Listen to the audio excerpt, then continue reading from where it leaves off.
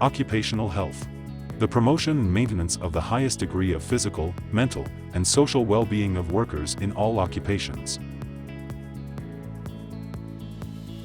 Occupational health is typically lumped in with occupational safety under the umbrella of Occupational Health and Safety, OHS, and governed by the same regulatory bodies, such as the Occupational Safety and Health Administration, OSHA.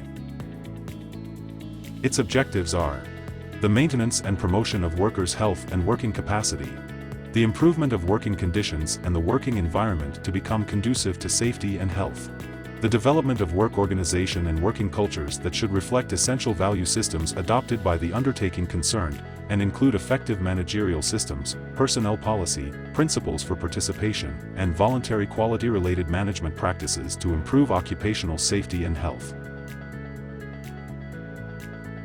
The science and practice of occupational health involve several disciplines, such as occupational medicine, nursing, ergonomics, psychology, hygiene, safety, and others.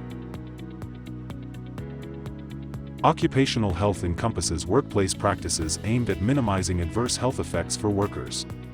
It covers a range of hazards, from the spread of infectious diseases to the risks associated with smoke inhalation. Employers must also concern themselves with health hazards that will only show up in the long run, even long after the employee has ceased working for them. Recommended ways to boost occupational health in construction. Continuous risk assessment and inspection.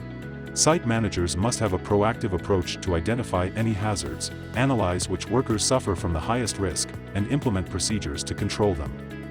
According to the U.S. Occupational Safety and Health Administration, construction has a fatal four common workplace accidents that cause most of the damage. These include falls, being struck by objects, electrocutions, and being caught in between equipment or objects. Enforcing protective gear of PPE. The minimal protective gear for everyone present at a construction site to wear is hard hats and safety glasses. There are numerous items designed to protect the eyes and face, feet, hands, head, and hearing. High-visibility clothing is another essential strategy to reduce the risks of accidents known as runovers or backovers. Rigorous training. Before any employee steps on a construction site, rigorous training in health and safety is imperative for them to understand the risks and protect themselves and their colleagues. Depending on their tasks and responsibilities at the site, they might benefit from further specialized courses like cranes and rigging, fire safety, fall protection, or industrial hygiene. Innovative site managers might also tap into technologies like augmented reality and artificial intelligence to facilitate a faster and more efficient process of training. Encouraging regular breaks. Site managers must ensure that all workers are taking regular breaks to rest and rejuvenate. For on-site and standby shifts, the ILO recommends a minimum of 90 hours of resting time weekly, with at least one unbroken 24 hours. Some situations like high-stress shifts, security roles, or working away from home might be entitled to a compensatory rest. Managing stress at work.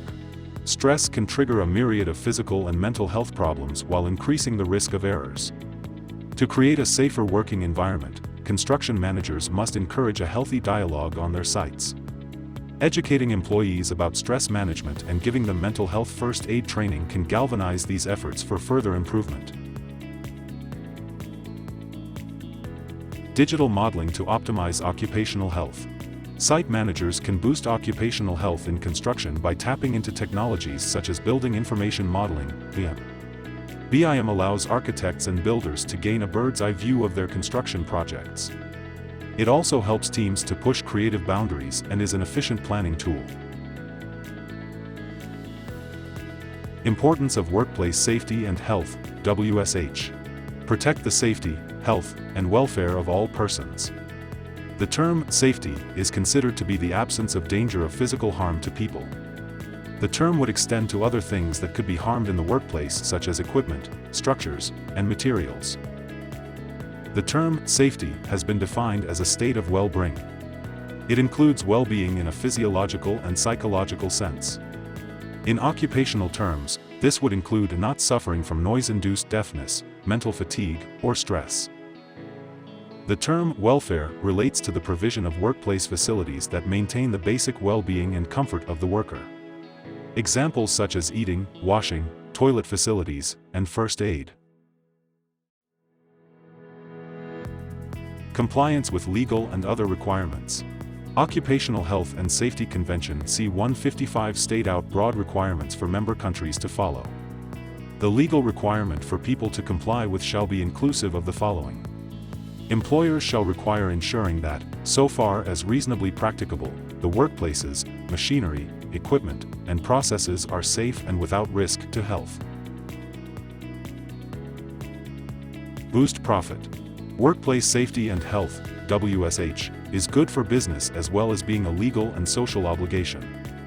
Enterprises appreciate that WSH prevents people from being harmed or made ill through work, but it is also an essential part of a successful business.